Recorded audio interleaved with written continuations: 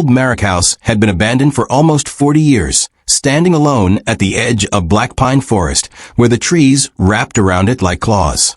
Locals whispered that the house was cursed, built on land that was never meant for humans, land where ancient rituals had once taken place. Most people avoided even looking at it when driving by, but for 24-year-old Elise Turner, the place held a strange pull.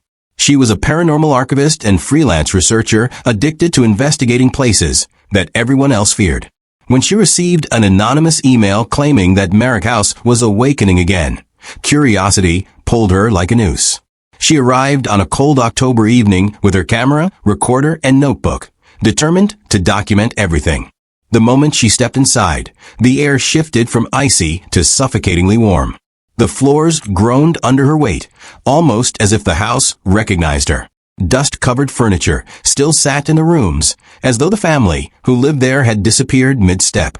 Elise felt watched, like hundreds of unseen eyes waited silently from the walls. She ignored it, starting her recordings, moving from one room to the next. But every door she passed through seemed to shift behind her, creaking slowly, as if breathing. In the dining room, she found old photographs on the wall. The Merrick family, father, mother, 2 children, but their faces were scratched out violently, leaving only torn impressions where the eyes once were. When Elise blinked, the photographs flickered, the missing faces seeming to reform into blurred, half-melted expressions. She stepped back, but the floor vibrated like a heartbeat. Her recorder suddenly turned on by itself, a deep growling voice whispering, "You should not have come." Elise froze, her chest tightening. She replayed the recording. Nothing. Just silence. She continued deeper into the house, pushing open a heavy wooden door that led to the basement stairs. The moment she touched the railing, a burning sensation shot through her palm. When she lifted her hand, there was a black mark on her skin, a symbol she had never seen, shaped like an eye surrounded by jagged lines.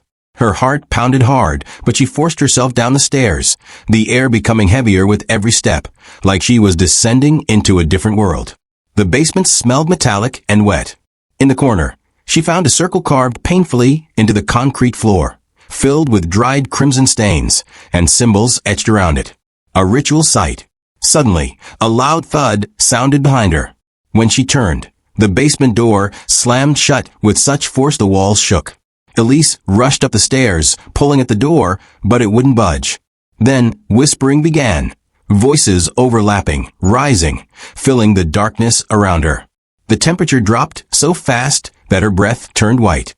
A figure emerged from the shadows, tall and twisted, its limbs unnaturally long, its face hidden behind a bone-like mask. Elise stumbled backward, choking on fear. The creature tilted its head, sniffing the air, then stepped toward her with slow, deliberate movements. Behind it, more figures emerged, dozens of shadowy forms creeping out from the walls themselves.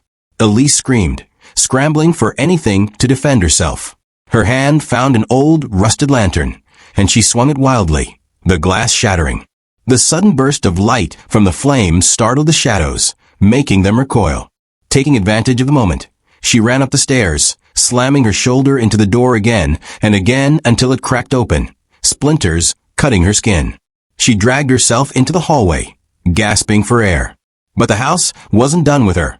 As she stumbled toward the exit, every door in the hallway flew open at once, slamming into the walls, releasing a deafening roar of whispers. Wind whipped through the corridor like the house was inhaling her. The chandelier above her swayed violently, then snapped, crashing down inches from her feet. She bolted toward the front door, her legs shaking, lungs burning. When she grabbed the doorknob, she felt that same burning sensation shoot through her hand.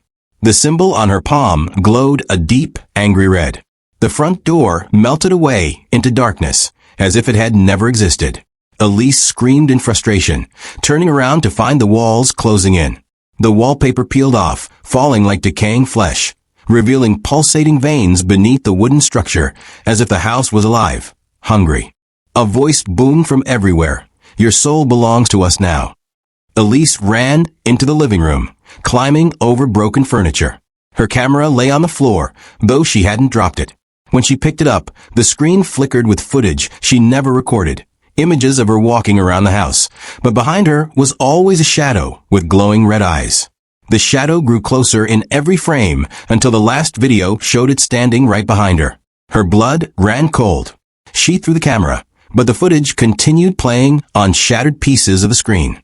The house trembled, walls cracking, doors slamming in rhythmic patterns like a ritual.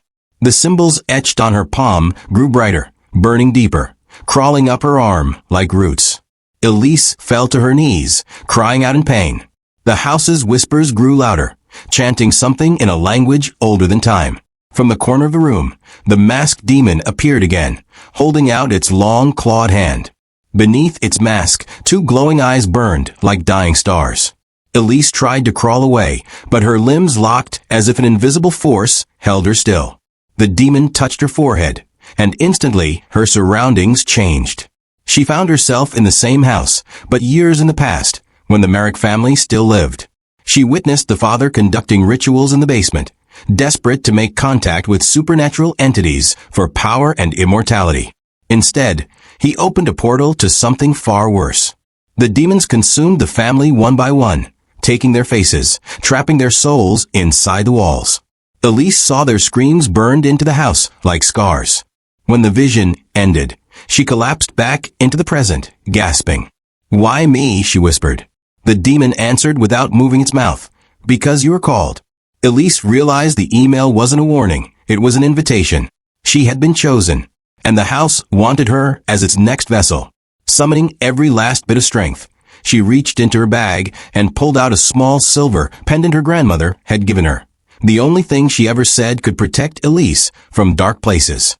Elise clutched it tightly, holding it above her head. The pendant glowed brightly, releasing a wave of blinding white light that shot through the room. The house shrieked, walls shaking violently, shadows scattering like ashes in a storm. The demon staggered back, its mask cracking. Elise screamed through the pain, forcing the pendant's light outward. The entire house convulsed. Then silence. A heavy, suffocating silence. When Elise opened her eyes, she was lying outside on the ground, the house burning behind her, flames stretching high into the night sky. But something felt wrong. Too quiet. Too still. She stood up slowly, her legs trembling.